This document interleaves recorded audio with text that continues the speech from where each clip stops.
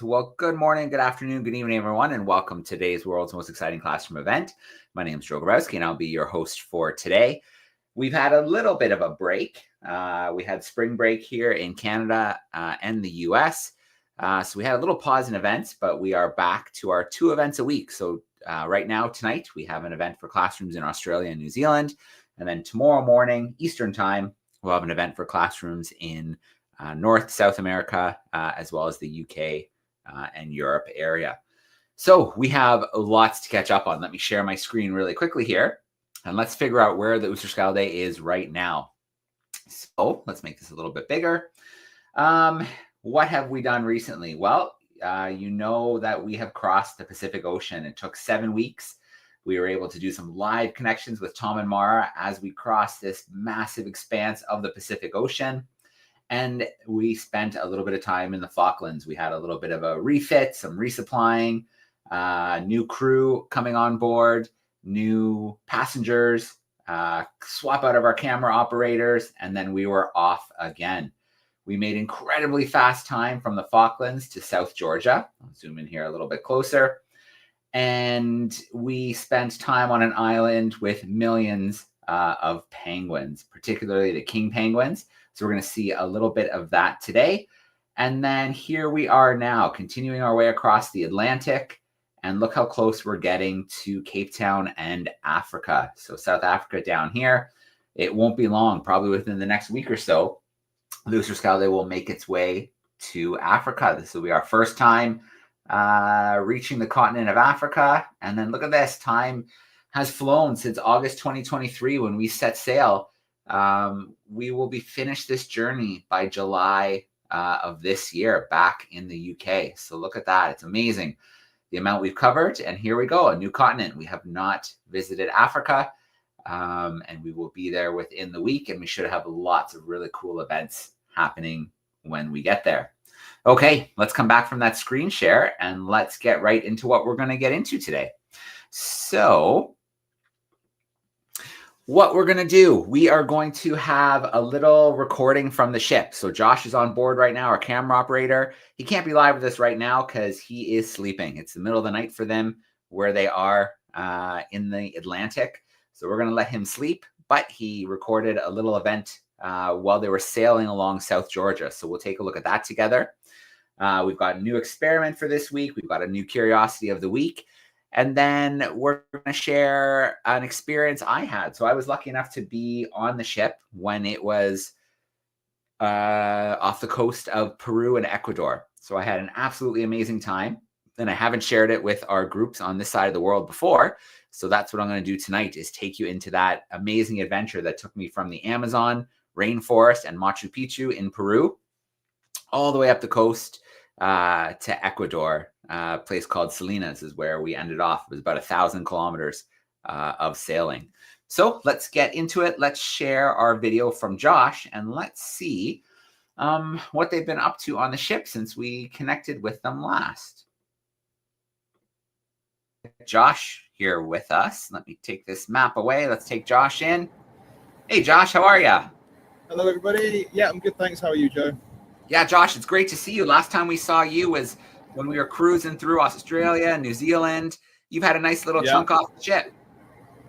Yeah. I had some nice time off, so I got to explore New Zealand for a little bit and then go home, see friends and family before coming back onto the ship for this long 6-week leg. All right, excellent. Well, tell us about this lightning quick journey from the Falklands to South Georgia. We got here very quickly. It was a quick journey, but God, what a journey it was.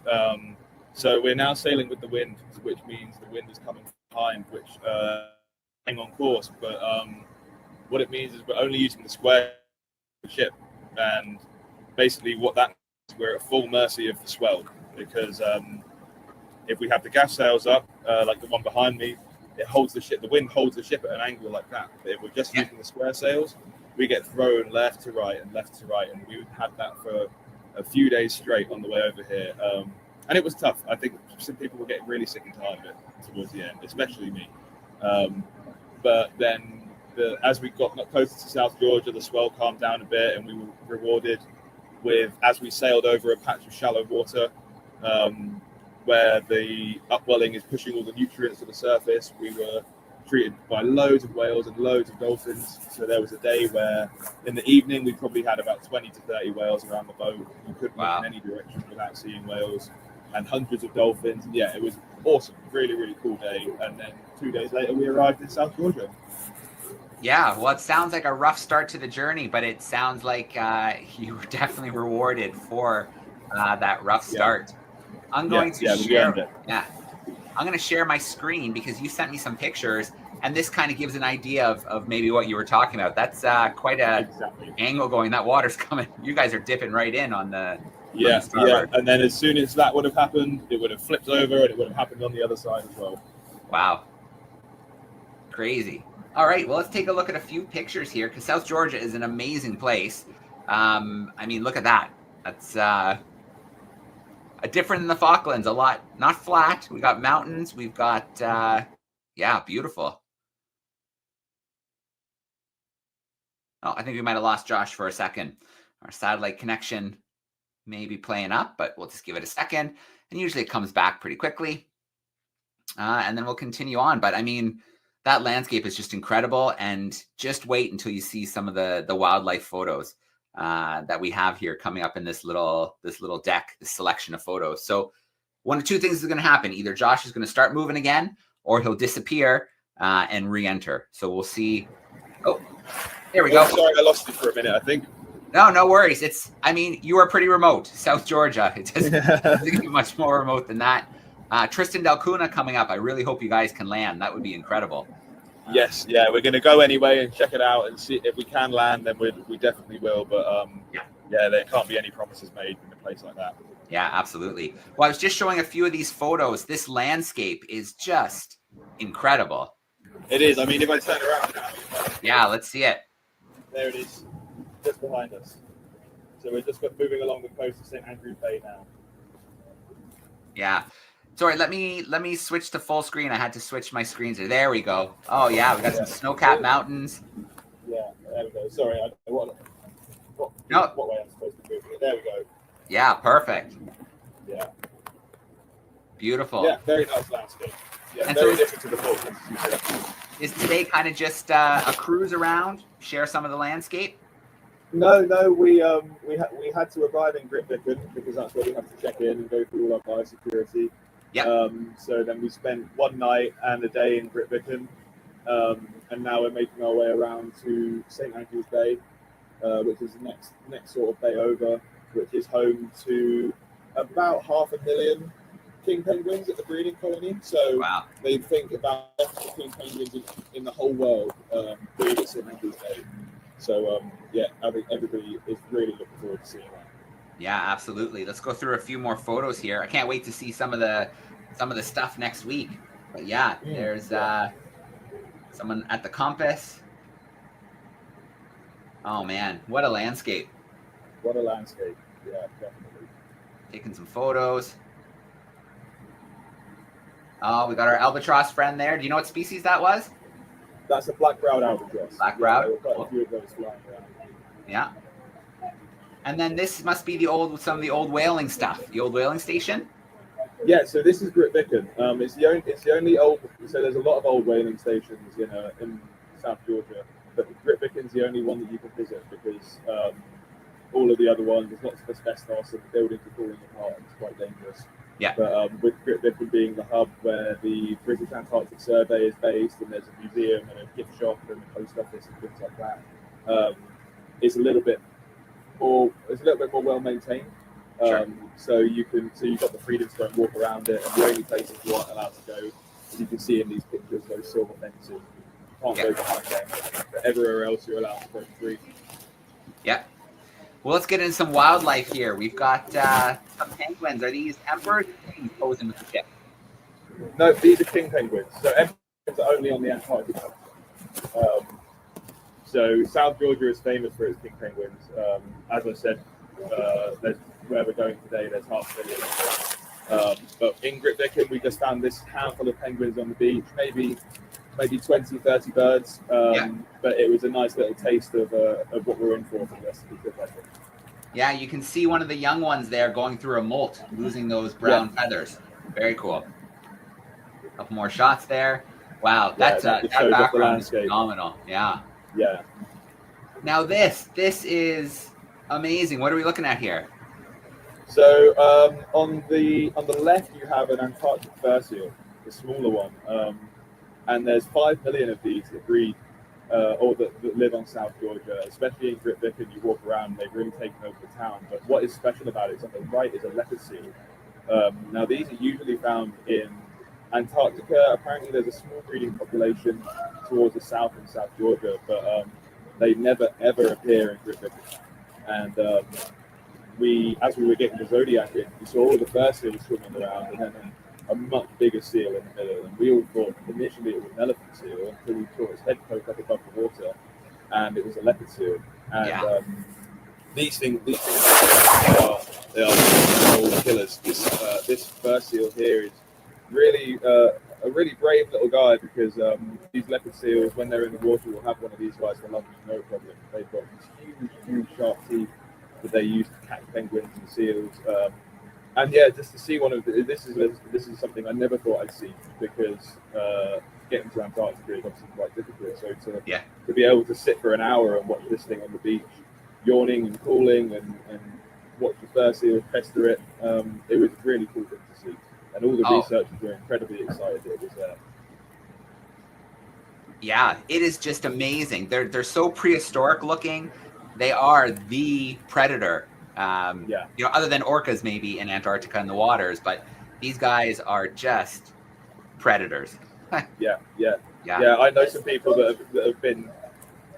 have had some encounters with some pretty intimidating wildlife in the past, and they say the one thing they've ever been really scared of was being in the water with a leopard seal. Yeah, very cool. There we go, and I think this might be the last image, just a rear shot of our Oosterschedle. Yeah. So this was I obviously got to spend as much time ashore as possible. So I got the last dinghy back as the sun was going down, and we went around the back of the ship, and I couldn't up with this thing because it's probably the last 18 background. Yeah. All right, let's get you back here. There we go. And I just want to check in quickly. Okay, so Miss Coburn's crew is tuning in with us from Hamilton, Ontario, and they're wondering, when things were getting really crazy like that, what were you doing for safety? Did the crew have to, tie things down? Was it dangerous to be on deck? What was going on when it was like that? No, I mean, I think that there's always an element of risk in weather like that. I think just being on a ship like this, there's always an element of risk. So you just have to really keep your wits about you, and particularly in weather like that. But things carry on as normal. People are up on deck doing their watches, usually wearing a few more layers, and they often got wet socks. But the ship has been sailing for 100 years. It's dealt with much worse, and it can handle it. But you do really have to keep your wits about you. Make sure there's always something to hold on to in case a freak wave pops up or something. Yeah. But I always say, if you're scared, look at the captain. And if the captain's chill, then you've got nothing to worry about. And the captain's always pretty chill. Very cool. Who's running the ship right now? We've got Jan Willem on board at the moment. Jan Willem? Very cool. All right. Yeah. Well, I can't wait for the next part of your adventure. 500,000 king penguins. That'll be a nice little way to spend the day. And in about a week from now, hopefully we'll reconnect. You'll probably be sailing again, I'd imagine, by then. And we'll be on our way to Tristan. Yeah, hopefully we'll have a little bit of media to check out, and who knows, maybe another leopard seal will come and grace you with its presence. That would be nice. Yeah, that would be super nice. Yeah. Before we let you go, Josh, I just think it would be kind of a cool moment, because I've got Andres backstage right now, and he is on the Barba in the waters around Norway, northern Norway. So it'll be kind of cool just to have this kind of three-way connection going here. So there we go. We've got two ships. Andres, this is Josh. He's a camera operator on the DARWIN200.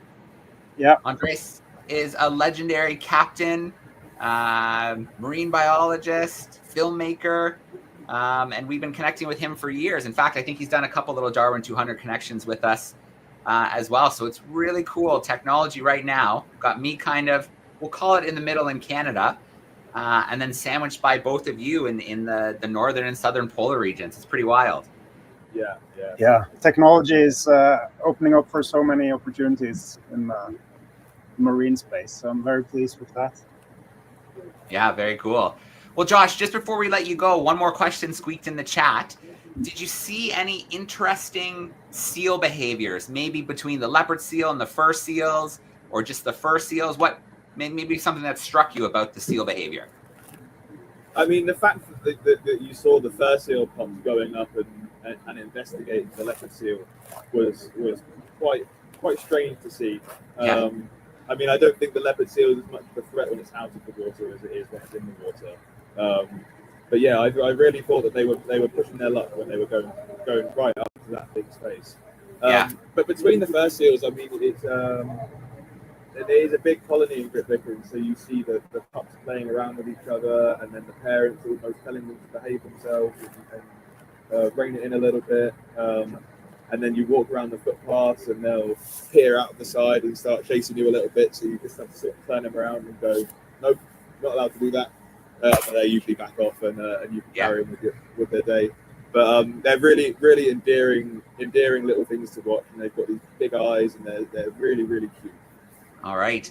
Well, Josh, maybe before we let you go, can we get one more look at that incredible scenery that you're cruising through right now? With the laptop.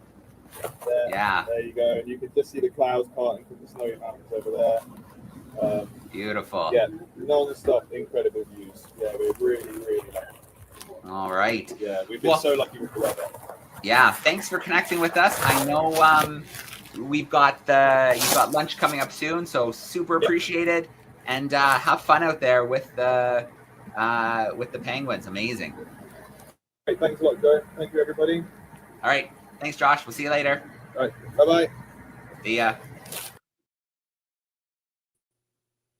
Okay. So there we go. That was a little bit of Josh out and off South Georgia. You can see they've made a lot of progress since then. I completely forgot that we had that connection last week where we had, well, I guess it was 2 weeks ago now, where we had Josh almost in Antarctica.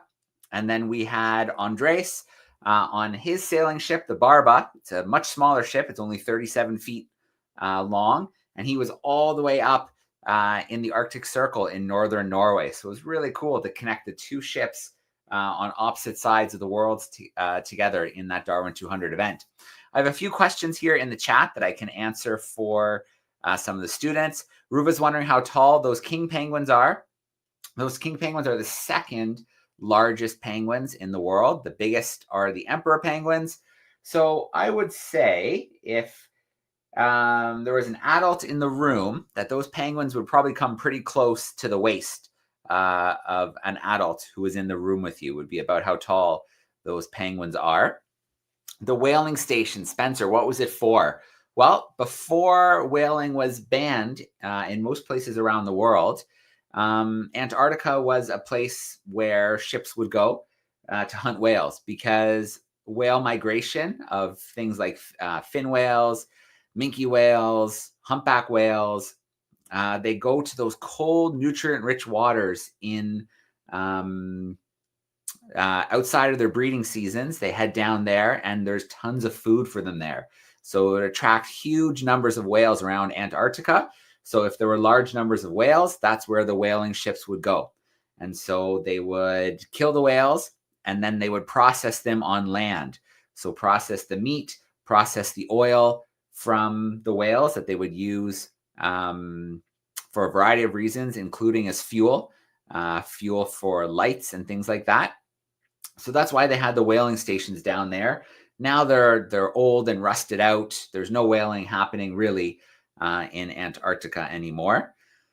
Okay, how many whales did they see? I think Josh said at the highest point, this is Aria, there were 30 whales, and they were humpback whales for the most part. So we saw some humpback whales when we were with the ship in Sydney, and that's what they were seeing down in those waters. Margot, what do the different seals eat? Well, the baby fur seals that you saw, they would eat things like fish. They would eat things like little crabs, things like that.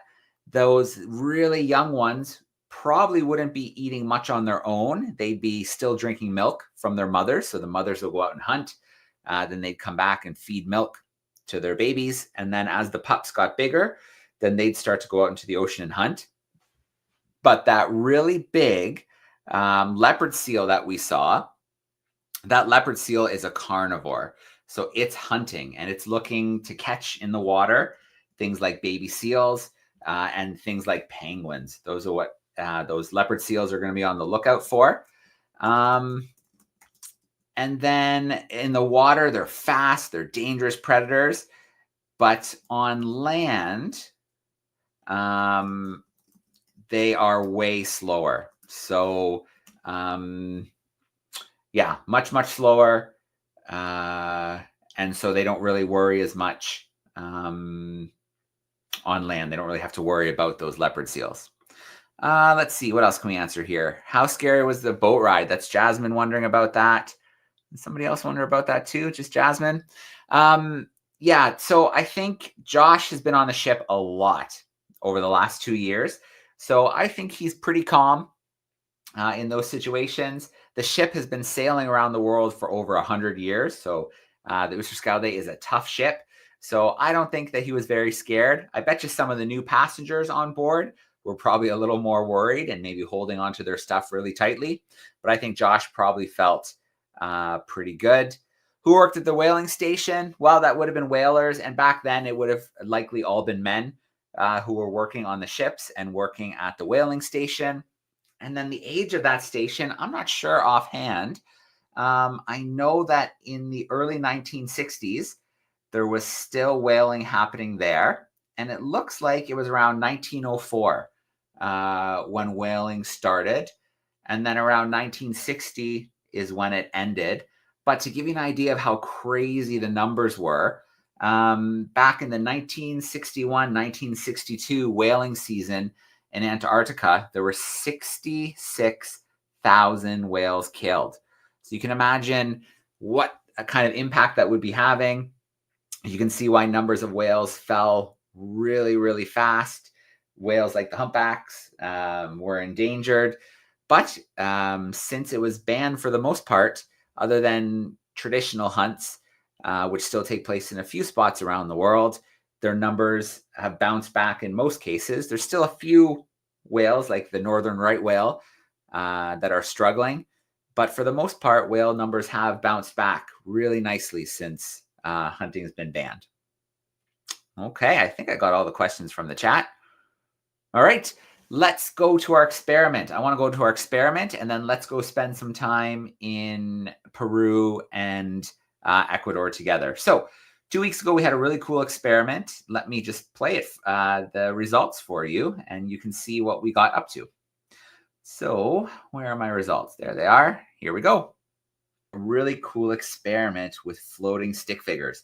So if you don't remember, or if you weren't with us, I am going to share another video and just give you a little peek at what we saw. So you'll remember that I had a marker and I was very careful to make sure that it was a dry erase or a whiteboard marker. I took a glass casserole dish and I made some stick figures on it. You can see them there. I even drew a little Oosterschedle, which I got the 3 masts right, but that was about it. It doesn't look too much like our beautiful tall ship. Now I added some water to it. And then we saw something pretty cool start to happen. Our stick figures started to float. Our ship, our beautiful 3-masted historic Oosterschedle, started to float as well. So that was what we saw. Our markers, our stick figures taking float in our glass pan. And so our task was to replicate that in the classroom or at home, and then to think about why that might have happened. So let's talk a little bit about why for a minute or two before we look at the answer to last week's curiosity. So first of all, I have a couple little things here just to remind you. So this is a permanent marker, a Sharpie. I think we're all familiar with those. And then we have our whiteboard marker, our dry erase marker. It was really important that we did not do this experiment with a Sharpie because Sharpies Permanent markers, they are meant to last. They have a really strong adhesive in their ink, so they stick to what other surface you write them on. But dry erase markers are made differently. They have minimal adhesive in the ink. So yes, they are on the surface of a board or they are on the surface of a glass dish, but they're not meant to stick there forever. They don't have a really strong adhesive. So when you make notes or you make drawings, you can easily wipe them away. Now, there's another thing about these dry erase markers. Their ink is insoluble. So that means they can't be dissolved in water. So if I take the ink from here, it's not going to dissolve into the water like something like sugar or something like salt. So those two factors, those two properties of dry erase markers, that there's minimal adhesive, so they don't stick to the surface very well, and that they're insoluble. So if we put them into a liquid, they're not going to melt and dissolve away. That is why when I poured the water in, they released themselves from the bottom of the glass pan because there wasn't much adhesive, and they didn't dissolve because they're insoluble in water. And we got to see that they were also buoyant. They weighed less than the water, so they floated to the top. Okay, so very, very cool. A few factors there to think about. Not as adhesive as a permanent marker, not soluble, so they're not going to break down and dissolve, and then buoyant, so lighter than the water, so those floated to the top.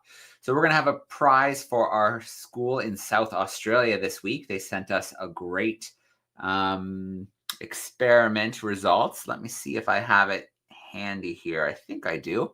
I think I just need to open it and we can share some of the results. Where is it on my screen? There it is. Okay, let's take a look at the results from our crew in South Australia. Open a window. There we go. So you can see they wrote down the equipment they needed. They wrote down the method they were going to use. They had little petri dishes, which is great. And looks like they had some little containers to pour out their water, some measuring cups. So you can see them drawing different designs. Looks like a few different things here. Some happy faces. That might be a bird up there. It's hard to tell. That might be a shamrock, maybe. You can see the water going in. And then, I don't know if this will play for us. There's a tiny little video clip here. Oh, no, it won't play in the PDF. That's okay. But they did great. They used petri dishes. They had some colored pens that didn't work. Sometimes they poured the water too fast. And sometimes the students moved it with their fingers too. So lots of things it looks like that our crew here learned from trying the experiment. And I wonder, I used glass. I wonder if the glass would have worked better than the plastic. So very interesting to see that they used a different material to see if it would work. And they had different results depending on how they poured the water, depending on how patient they were, and depending on which pens they used. Very, very cool. So a big shout out to our crew. That's great. Okay, let's come back from that screen share. There we go. I'm back.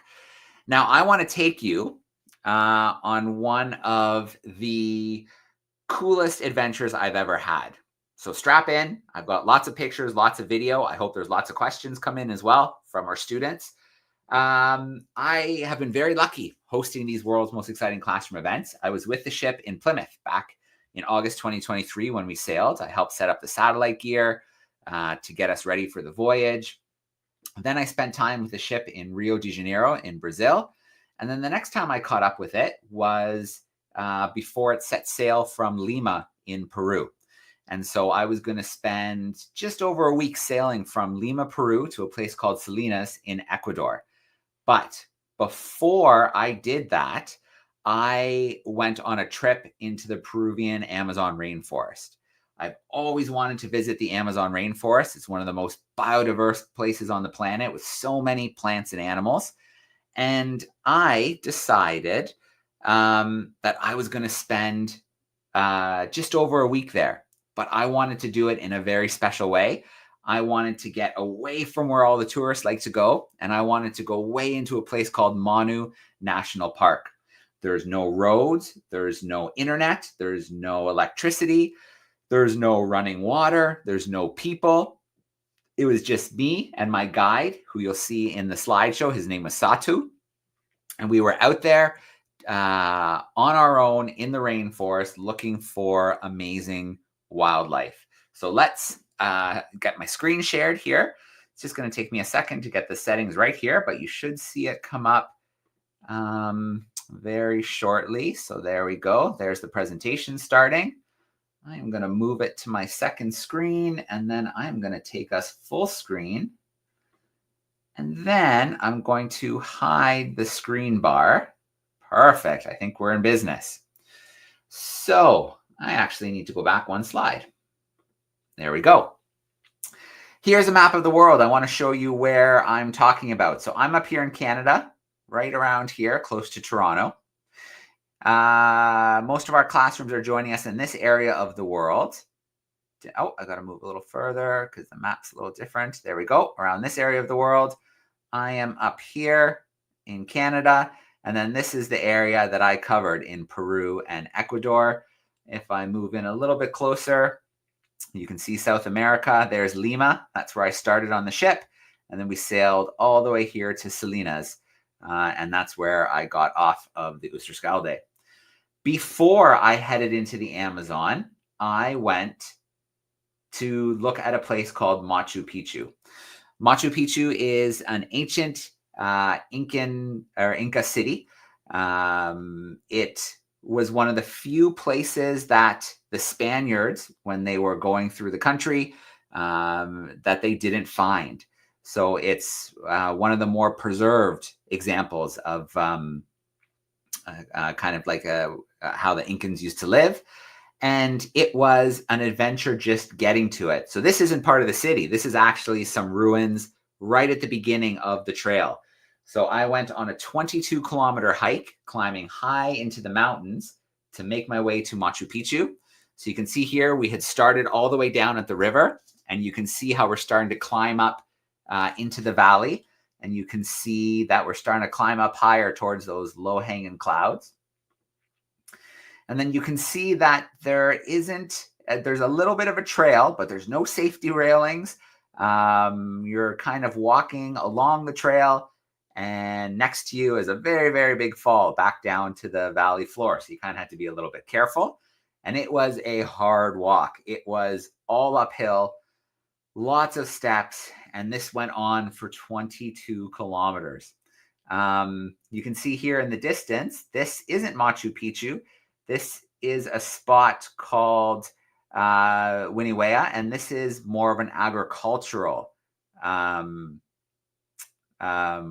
development. And if I go a little bit closer, you can see what it looked like. So you can see on the sides of the mountain, you can't really plant crops. So what they would do is they would create this shelf system, use the stones to build this shelf system, and then they could grow the crops along here and harvest the crops. And then, of course, there were a few buildings for people to live as well. So that was on the way to Machu Picchu. We got to the top and we went through a place called the Sun Gate, and we had our first look at Machu Picchu. So there is Machu Picchu. You can see it on the top here of these hills. And then what you can also see is how most people go is they go right into a little town, they take a bus, and then they get a bus ride right up to the city. But I wanted to do it the hard way, the big hike through the mountains. And I'm really, really glad I did it, even though it was really hard. This is me with my guide, Elio. So him and I did the hike together.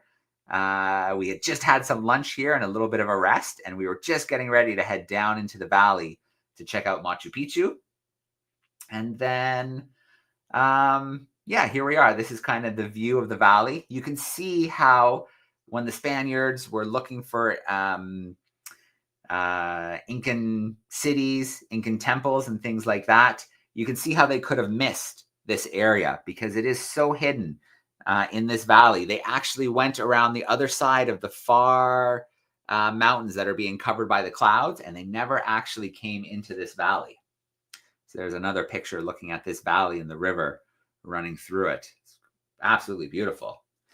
On our way down, we ran into the security guards. We had these alpaca who came to check us out as we were making our way down into the old ruins of the city. And then here we are. We have a beautiful view here of Machu Picchu. What else can we see? In the background, you can see that there were some landslides here in the hills. And then, believe it or not, even right up on the top of this mountain peak here, there were some structures, which was really cool. So not only did they have a big collection, this really was kind of a ceremonial place for the Incans here in Machu Picchu. They also had some structures right up here on this mountaintop, which was pretty wild. So that was the adventure to Machu Picchu. And then we had, it was time to meet my guide. This is Satu. Satu is a very, very knowledgeable guy. He knows a lot about Peru. He's one of the few certified bird guides in Peru as well. He spent years in the jungle learning about wildlife. So getting to spend some time with him was really important because he knows so much about the land, about the wildlife. So it was really, I learned a lot getting to spend that time with him. So how did we get there? Well, first we had to go through the cloud forest. So you can see it gets that name. It's green, it's wet, it rains there pretty much every afternoon. These clouds form every day as water evaporates from the trees. So that's how it gets a little bit cooler as well than the rainforest further down the valley. So that's kind of what the cloud forest looks like. And there's really cool things here like this blue-banded toucanet, which is kind of a small toucan. There's bigger toucans like this white-chested toucan. So this is a full-on toucan, whereas the one we just saw was a toucanet, so a smaller bird. And then this is the national bird of Peru. This is called a cock of the rock, the national bird of Peru. And what's cool about these ones is the males, every day they gather together into something called a lek, and they practice singing and dancing to attract females. Because when breeding season starts, the ones who know the right song, the right dances, are the ones who are going to have the best chance of successfully breeding with a female and raising chicks. There's beautiful hummingbirds like this Gould's hummingbird. Here's another one. This is a swordsbill hummingbird. Look at the size of the beak on this hummingbird. They have the longest beak compared to their body of any other bird. Look at that. That's absolutely huge. This is a beautiful little Rufous Coquette. It is such a small hummingbird. It wouldn't have been much bigger than my thumb. And you can see it's got that spiky little red hairdo as well. This is a rufous-booted racket tail. So the racket is the tail. And then if you look carefully on its feet, it has little kind of brown-colored feathers. So a rufous-booted racket tail. And then this is one of the monkeys that you'll see in this part in the cloud forest. This is a woolly monkey. It's colder in this part of the rainforest, so it has a lot more fur than some of the monkeys that I'm going to show you a little bit later in the Amazon rainforest itself. So let's get this video playing here. This is what it looked like when we ran out of road. So we ran out of road. This is the Madre de Dios River, the River of God. And we had to switch to a motorized canoe. So a little canoe with a motor on the back, and our road became the river. So the river became our road. You can see there's no houses, there's no people living after we leave this section. And we were heading right out into Manu National Park, into the rainforest. If you look back, I'm going to fly over top of it. This was kind of the last little village. So there was a few canoes you're going to see here, and we got into one of them. That was our transportation for the week, and it was our last place to grab a couple supplies as well. So those little blue tops are the canoes with the little motors. So here's kind of a time lapse of what it looks like going for a few hours down the river. So I use my GoPro to do this. It's sped up, obviously, And you can see we're going down the river. There's no other boats on the river. There's no other people. We are really heading out there into the middle of nowhere. And that's perfect because that's where we're going to have our best chance of finding wildlife that hasn't been impacted by people.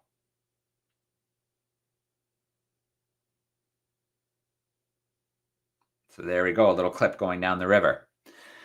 This is one of the first things we saw is a peccary, so a wild pig. And we were kind of worried about this guy because the river was really high and it was moving really fast. It was having a lot of trouble swimming from one side of the river to the other. There must have been something it wanted on the other side of the river. So after a big challenge, a big long swim, it finally made it to the other side of the river. So good news for the peccary. And I hope it found whatever it was looking for. Maybe some food, maybe a mate or some family members. Who knows? But it wanted to brave that river. It was pretty dangerous. The skies were always full and loud. So these are blue and yellow macaws. They're always flying in groups like this. And you always hear them way before you see them. So they're very, very loud birds, squawking and calling, but they are absolutely beautiful. This is pretty much the coolest bird I've ever seen in my life. This is a harpy eagle. Harpy eagles are one of the biggest eagles in the world.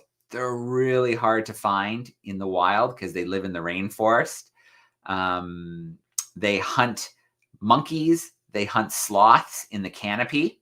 Look at the size of the talons of on the feet of this bird. So they dive through the canopy and they snag monkeys and sloths that aren't paying attention.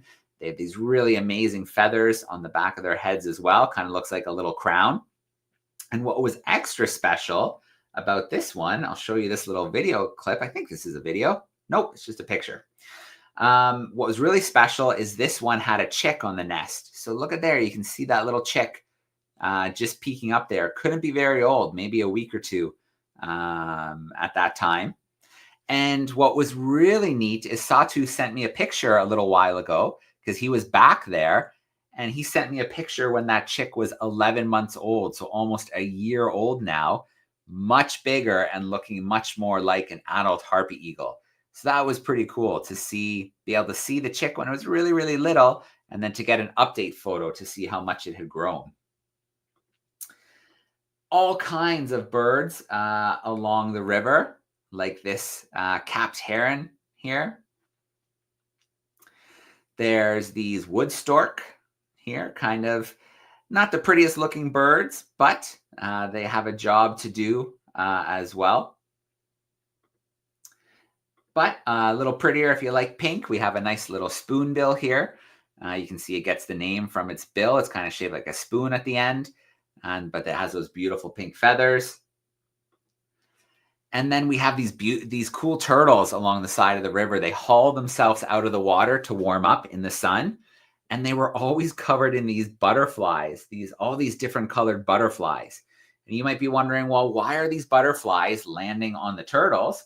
So I'll show you another picture here. Here's another turtle with, looks like 4 butterflies around its head. The butterflies are actually trying to get salt from around the turtle's mouth and around the turtle's eyes. So the butterflies don't get enough salt in their diet. And the way they get around that is by stealing some salt from around the mouth and around the eyes of these turtles.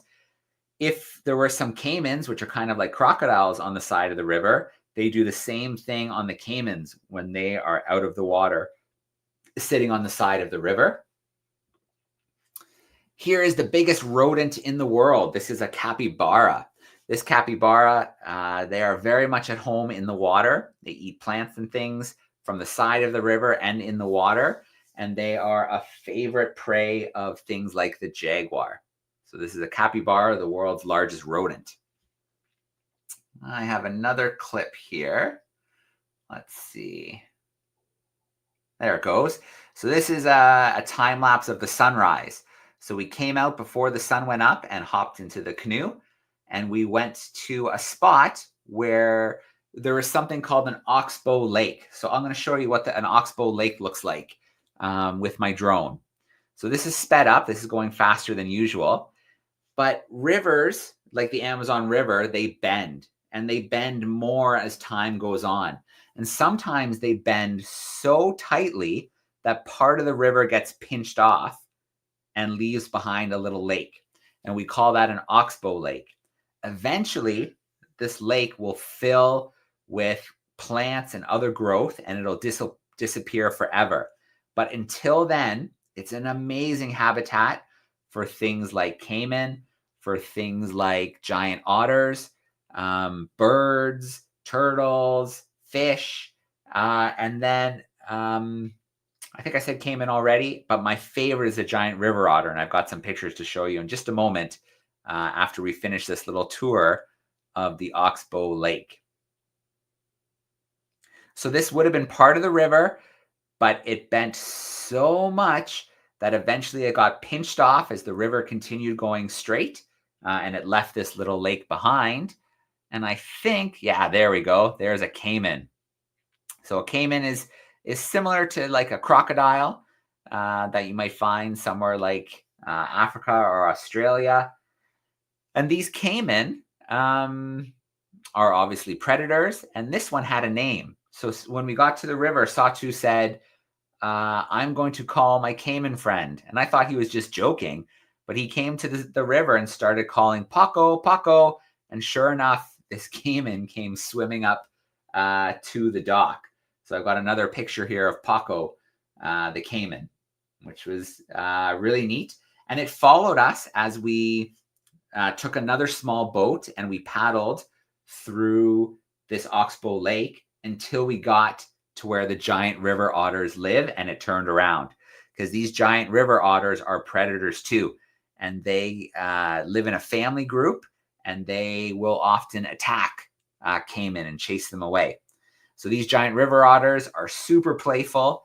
They dive into the water, they catch fish, and then they hold them with their hands and they eat them almost like an ice cream cone or a hot dog. And it's so funny to watch them spinning around and munching away on the fish that they caught. So here's a couple pictures of these river otters munching away on the fish that they catch. There's a couple of them together. Really excited to see the giant river otters. They're really cool. They're really loud, and they live together in these family groups, and they like to play a lot. This is a hoatzin. This is a very ancient bird.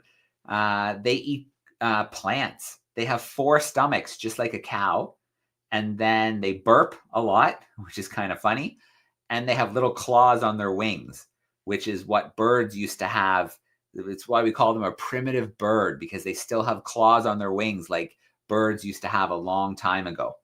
And those claws help the chicks, if they fall out of their nest, they can crawl back up the tree and back into their nests. There's kingfishers hunting on the Oxbow Lake. There are striated herons. You can see this one's caught a fish here. There's bigger predators like this tiger heron. And so they're looking for bigger things like snakes and frogs and things like that. Fish in the water. And then I want to show you this here. This is where we spent our nights. This is a tiny little place called Manu Bird Lodge. It's made of wood and steel roofs. And if you look around with the drone, there is nothing to see. It is nothing but river and rainforest as far as the eye can see, which was perfect. It was so great to be in a place like this with so much wildlife around. So this is flying my drone. I sped it up so that we could see it a little bit quicker. And that's what the bird lodge looks like. And this is what the river and rainforest around us look like. We have other big birds like these chestnut macaws. We have roadside hawks. So they get that name because often they'll sit by roads or on fence posts waiting for something to come by to catch. There's beautiful woodpeckers and there's beautiful reptiles. This is an emerald tree boa. They are so well camouflaged. They're very hard to see. So I felt very lucky to get a chance to see this emerald tree boa hiding out in the trees and get these nice close-up pictures. We would go out at night and hike in the rainforest and find things like this tropical screech owl. This is the largest ant in the world. It's called a bullet ant. And they also have the most painful bite of almost any insect. You do not want to get bit by a bullet ant. You will be in pain for a long time. There's tons of frogs. This is an example of a poison dart frog. There are frogs like these next to who camouflage very well with their surroundings. Here's another example. It's a little greener. There's snakes. This is a false viper. It's not a viper. It's not venomous, but it looks a little bit like a viper. So it tricks predators into thinking that it's dangerous. Here's another boa. This is an Amazon boa that we found over top of a pond. It was looking for things like this tree frog to eat. So here's a beautiful tree frog with beautiful purple eyes. There's another picture. So at night, the rainforest comes to life with bugs and frogs and snakes and mammals. So just like during the day, the rainforest is very alive. Here's a monkey frog. And then this is the biggest mammal in the rainforest. This is a tapir. Kind of has a little snout like an elephant. And this one's all covered in mud because it goes to a spot called a clay lick where it eats some of the mud because the mud has some nutrients, some minerals that it doesn't get from its food. So it goes to these special clay mud spots. It eats a little bit of mud to get some of the nutrients that it's missing from its diet.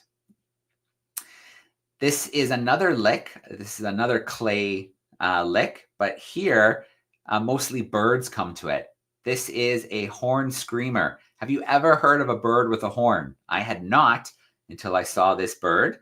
They're very loud, so they get their name horned because of the horn, and screamer because you always know when they're around because they're a very loud bird. This little deer came to get a little bit from this clay, but mostly we were watching the parrots and the macaws. So here's a few different species of parrots that have come down to the clay lick to get a little bit of minerals in their diet. Here's a little video clip of them flying in. And they kind of hang on the side and they scrape some of that clay off with their beak.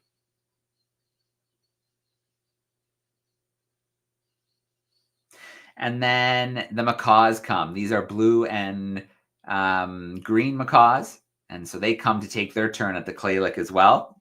And they're just beautiful to see in the air. So it's fun to try and take these pictures and catch them in the air when they're flying by, catch them when they're eating some clay. And there's another group of them flying by.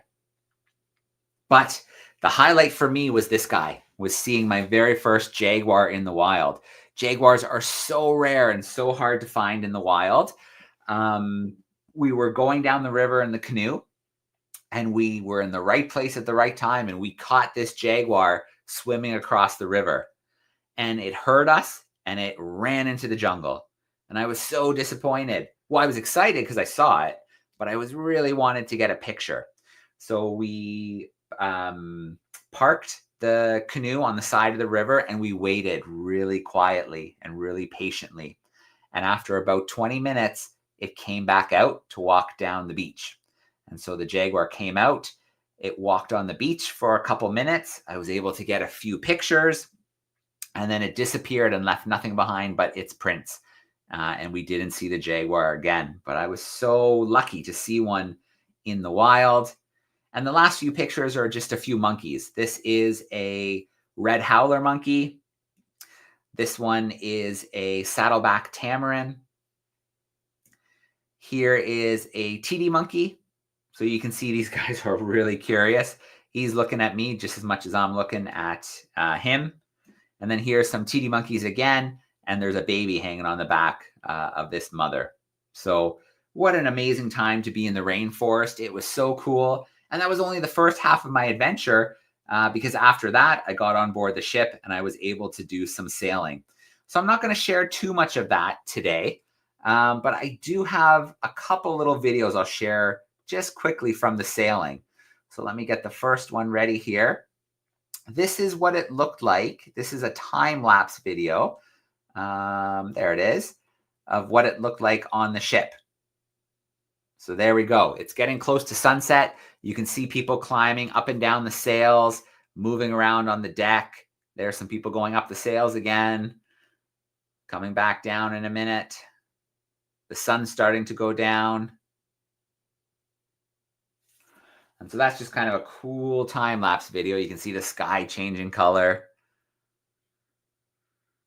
Now, most times out on the ocean, it was quiet. Just nothing but blue sky, some clouds, a little bit, well, not a little bit, a lot of water. But every once in a while, suddenly things would come to life. And here's one of those times. This was a pod of hundreds of dolphins. Rodri, who was the camera operator on board, got his drone up in the air. So you can see the Oosterschedle, the ship in the background. And then you can see all of these dolphins swimming and jumping in the water. There are hundreds of them. Everywhere you look with the drone, there are a ton of dolphins. So most of the time, the ocean is empty.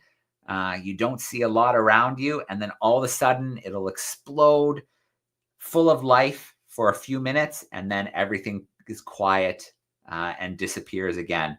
But this was a really cool video with the drone and all of those dolphins around the ship. And then the very last video clip I'll share with you before we do some questions to wrap up, let's take that away, is, well, it's a fun video from when I climbed the mast. So let me pick the right video. Where is it hiding? Oh, there it is. Okay, let's take a look at this one. So I like this video. I have a harness on, so I wasn't in any danger of falling off. But this is kind of what it's like when you're on top of the world, on top of the mast of the Oosterschedle. All around you, you see ocean. And at this time of day, in the distance, we saw some whales as well. We could see the spray of some whales coming to the surface and breathing. So that's what it was like to be on the top of the ship. Really, really cool. I guess if you're afraid of heights, maybe you wouldn't find it as cool. But I had a lot of fun making that climb and being up there. So let's come back from that screen share and let's grab those questions. I can see some here in the chat. So let's start working our way through. Evie, favorite bird? Oh, that's easy. It had to be the harpy eagle. That was by far the coolest bird I think I've ever seen. It's rare and it's pretty much the biggest eagle in the world, the harpy eagle. Quinny wants to know about frogs. How many? I think probably about 15 species of frogs in total during my time in the Amazon. And that was hardly anything. That's just scratching the surface. There's probably hundreds of species spread out throughout the Amazon rainforest, hundreds and hundreds. So I only saw a very small amount in the time that I was there. Sid wants to know how long the boa was. I think the second one, the brown and white one, was bigger than the green one. And I would guess that it was probably somewhere between 4 and 5 feet long. They're not poisonous. They're not venomous. They don't hunt that way. What they do is they're constrictors. So they grab onto something, they wrap around it, and they slowly squeeze and squeeze and squeeze the life out of whatever they're looking to eat. Maybe it's something like a little capybara, an agouti. They'll catch little things like frogs too. How big do harpy eagles grow? I would say, again, another good estimate for a harpy eagle would, again, look at an adult and look at about their waist. They're pretty big birds. And if they stretched out their talons, I think they're probably bigger than my hands. Big, strong feet for catching monkeys and sloths right out of the top of the rainforest canopy. Smallest bird I've ever seen, Mason, that's probably that Rufus Corquette. It couldn't have been any bigger than my thumb. It was not a very big bird. Talia wants to know how many different hummingbird species. I'm going to say 20. I'm going to say I saw about 20. But again, that was only scratching the surface. Dozens and dozens of different hummingbird species, just in Peru alone, let alone countries like Ecuador and Brazil and Colombia and other countries where the the Amazon rainforest goes through. Harper would like to know about Machu Picchu. When was it built? I'm going to double check that. I have a rough idea, but I want to make sure I'm right. There we go. When was it built? About 1450. So we're around, what are we around? We're around 2020s right now. So think about that, 1450. Well over 500 years ago, this area was built, and then it was abandoned about the 16th century. So about the 1700s, it was abandoned, and it wasn't really found again. I mean, local people kind of knew where it was, but didn't really talk about it. And then there was an explorer with the last name Bingham. And he was the first, we'll say, explorer to find the city, and that was in the 1900s. Okay, are there any more questions before we go to our curiosity? How big is the city? Oh, Kobe, those pictures I showed you, that was it. That was the city. Freddie, there's nobody else. There's nobody living there. There are a ton of tourists who do come there. But nobody lives there anymore. It's just, it's a historic site. Archaeologists still do research there, but yeah, nobody lives there anymore. How long was the hike? Aaliyah wants to know. We started hiking maybe around 6 in the morning, and then we got there around lunchtime, around noon. So it took us about 6 hours to cover those 22 kilometers, and it was up. And it was a very hard 22 kilometers. Jasmine, how old's the city? I think we answered that already. About 1450 was when the city was built. So over 500 years ago. Okay, let's finish off with our curiosity. So our curiosity from last week, let's look at the video. Coming your way. Here we go. Answer video. There it is. Back everyone. Last week I asked you to try and identify this object here. I mentioned, to be fair, it is quite a tricky curiosity this week. Well, believe it or not, this is actually the baleen plate, one of many inside the mouth of the baleen whale. I don't know which species of baleen whale, maybe it's a minke or a fin, but one of the huge filter-feeding whales of the oceans of the world.